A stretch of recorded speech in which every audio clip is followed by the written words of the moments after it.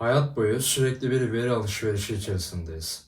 Sürekli dıştan içe veri aktarımı olduğunda ve kafamızı boşaltmadığımızda doğal olarak dolmaya başlıyoruz. Dolduğumuzda ise bunalıyoruz ve o raddeye gelirsek patlıyoruz. Peki kafamızı sistematik bir şekilde boşaltabileceğimiz bir yöntem olsaydı nasıl olurdu? Birazdan bahsedeceklerim genel tavsiye değil, kendi oluşturduğum detoksun içeriğidir. Bu detoksu uygulamak isteyenler için detoksun bir süre sınırı yok. Bir saat gibi kısa süreli denedikten sonra isteyen süreyi arttırabilir veya hayatını bu şekilde yaşamaya devam edebilir. Bu detoksu birkaç gündür kendi üzerimde uyguluyorum. Benim gördüğüm faydaları daha huzurluyum, daha sakinim, daha rahatım, daha çok mutluyum. Kesinlikle aklım daha temiz. Dolayısıyla düşünmek için daha uygun bir ortam oldu. Aklıma daha çok fikir geliyor. Daha yaratıcıyım, daha üreticiyim. Düşündüklerimi daha kolay hatırlıyorum. Daha konsantreyim, daha odaklıyım, daha dikkatliyim. Kendimi daha iyi hissediyorum. Ve tabii ki bunların sonucunda daha sağlıklıyım. Gelelim detoksun içeriğine. Biz pek farkında olmasak da günlük hayatımızda çoğunlukla alıcı modundayız. Burada alıcı, dışarıdan veri olarak girdi almak demek. Bu girdiler duyu organlarımızın algıladığı ve beynimize ilettiği duyular ve bilgilerdir. Ses, koku, görüntü, titreşim, dokunma, tat ve diğer duyularımız gün içinde sürekli çalışır ve vücudumuza bilgi girişi sağlarlar.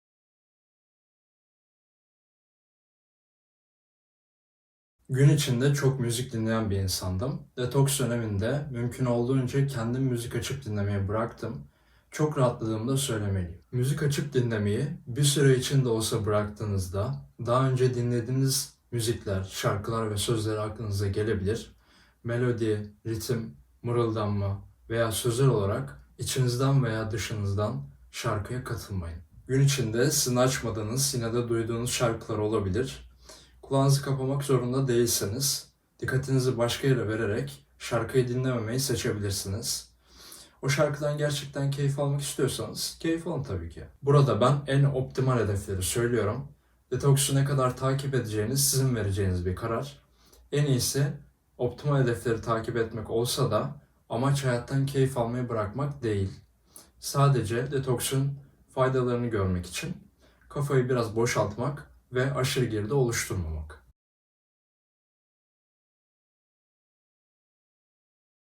Gün içinde sürekli bir yüzer geride oluşuyor. Gözümüzü açtığımız andan itibaren etrafımızı görmeye başlıyoruz ve girdiler başlıyor. Telefon, tablet, bilgisayar ve bir sürü elektronik alet kullanıyoruz. Hiçbir yere gitmesek de bu aletlerde bir sürü işe yaramayan bilgi ve görüntü var. Doğal olarak gördüğümüz bu bilgiler ve görüntüler aklımızda yer ediniyor. Dışarı çıktığımızda ise günlük hayatımızda bir sürü şey görüyoruz. Biz çok farkında olmasak veya umursamasak da bunlar aklımızda yer ediniyor. Dolayısıyla kafa boşaltmak önemli. Aklımızın kendini boşaltmasına izin vermemiz lazım. Eğer siz sürekli dıştan içe uyarı alırsanız, içten dışa boşaltımı zorlaştırır veya direkt bloke edebilirsiniz. Örneğin kafa boşaltmak için müzik dinlediğinizi düşünün. Bu aslında çoğunlukla en yüzeyde yaşadığınız olayı değiştirmek oluyor. Kafanızdan atmak istediğiniz bilgiler aklınızda en yüzeye geliyor. Müzik dinlediğiniz zaman ya bu bilgileri derine geri itiyor ya da direkt bu bilgilerin yüzeye gelmesini engelliyorsunuz. Artı dinlediğiniz bu müzik de veri olarak aklınıza giriyor. Yani müzik de kafanızı dolduruyor. Eğer gün içinde aklınıza sürekli bir şey geliyor ve kafanızı boşaltmak istiyorsanız bu detoks bunun için çok yararlı.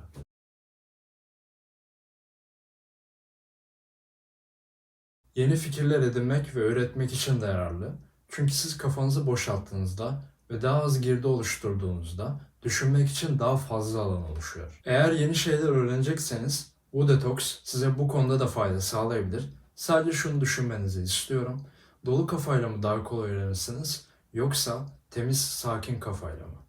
Cevabın temiz ve sakin kafa olmasının nedenlerinden biri, temiz ve sakin kafada akla gelecek daha az şey olacağı için odaklanmak kolaylaşır.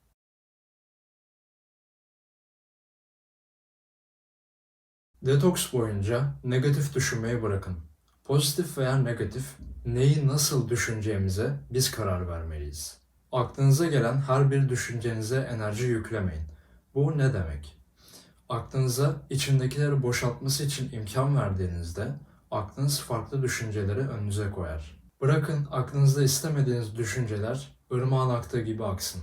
Kapılmayın. Duygusal olarak bir şey hissetmeyin veya onun üzerine düşünmeyin. Irmağa dokunmadan, ıslanmadan bırakın. Düşündüklerinizin hayatınızı büyük ölçüde etkilediğinin farkına varırsanız, düşündüklerinize daha çok dikkat etmek isteyebilirsiniz. Negatif düşünmek gibi negatif konuşmak da hayatımızı etkiliyor.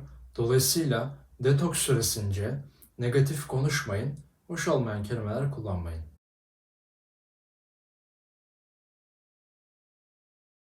Hayat ne yaşadığımızla değil, daha çok yaşadıklarımıza nasıl tepki verdiğimizle alakalı.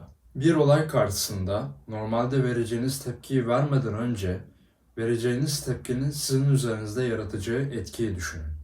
Neden bu tepkiyi veriyorsunuz? Gerçekten bu tepkiyi vermek zorunda mısınız? Bu şekilde tepki vermek sizin alışkanlığınız mı? Değilse bu şekilde tepki vermeyi nereden öğrendiniz? Ani tepki vermeden önce bekleyin. Durumu analiz edin ve düşünün. Her zaman karşınızdaki kişinin davranışlarına tepki vermeyin. Bazen insanlar size olan bazı spesifik davranışlarını sadece içlerindekini dışarı vurmak için değil, sizin vereceğiniz tepki için de yapıyor olabilirler. Böyle durumlarda onun istediği tepkiyi vermeyin. Onun amacına ulaşmasını engellemiş olursunuz. Yalnız bu umursamamazlık değil, sadece tepki vermemektir. Özellikle negatif duygular olarak adlandırdığımız duygularda başkasının sizin nasıl hissettiğinize karar vermesine izin vermeyin. Kendi huzurunuzu ve mutluluğunuzu başkalarının bozmasına izin vermeyin. Tabii ki hayatın içindeyiz ve bazı şeylere istemesek de tepki verebiliyoruz. Demin bahsettiğim olay dış taraflı tepki vermeyip içe atmak değil, iç ve dış olarak çift taraflı tepki vermemek. Bu detoksta kesinlikle tepki vermemek için vereceğiniz tepkiyi içinize atmanızı istemiyorum. Yine de istemeden de olsa içinize attıysanız saklı duygular meditasyonunu yaparak kontrollü bir şekilde tepkinizi yaşayabilir ve vücudunuzdan atabilirsiniz. Saklı duygular meditasyonu videomun linkini videonun açıklama kısmına koydum.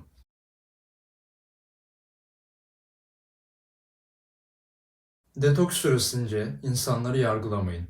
Kendi benliğinizi baza aldığınızda size farklı gelen insanlar olabilir.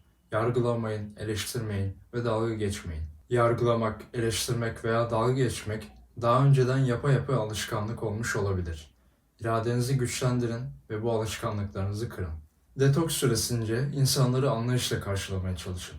Karşınızdaki insanların da yaşadıkları, anları, zor zamanları ve travmaları onların davranış biçimlerini etkilemiş olabilir. Hayatta herkes kendi sınavlarından geçiyor. Hemen tepki vermeden önce karşınızdakini anlamaya çalışabilirsiniz.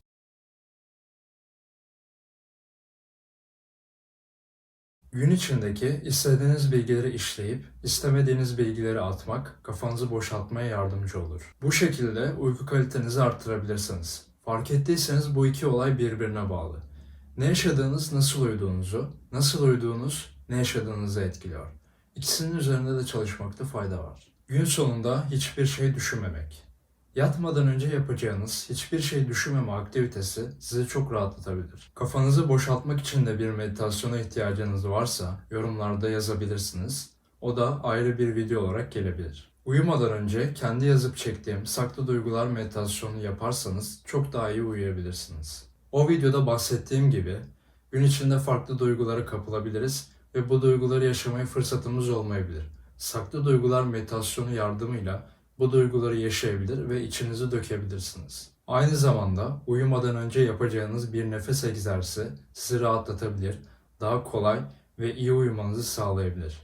Tabii ki ileride ayrı olarak iyi uyku için bir video gelecek. Uykudan önce bu yaptıklarımızdan sonra daha rahat olacağımız için vücudumuz daha başarılı bir şekilde çalışır ve daha iyi yenilenir. Videoyu beğendiyseniz beğen tuşuyla beğenebilir, paylaş tuşuyla paylaşabilirsiniz. Video hakkındaki düşüncelerinizi, sorularınızı videonun yorumlar kısmına ekleyebilirsiniz.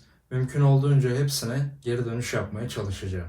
Yeni videolarım geldiğinde anında haberdar olmak için abone olabilir, zil tuşu ile bildirimleri açabilirsiniz. İletişim, anketler ve diğer gelişmeler için Instagram ve Twitter hesaplarımı takip edebilirsiniz. Bir sonraki videoda görüşmek üzere.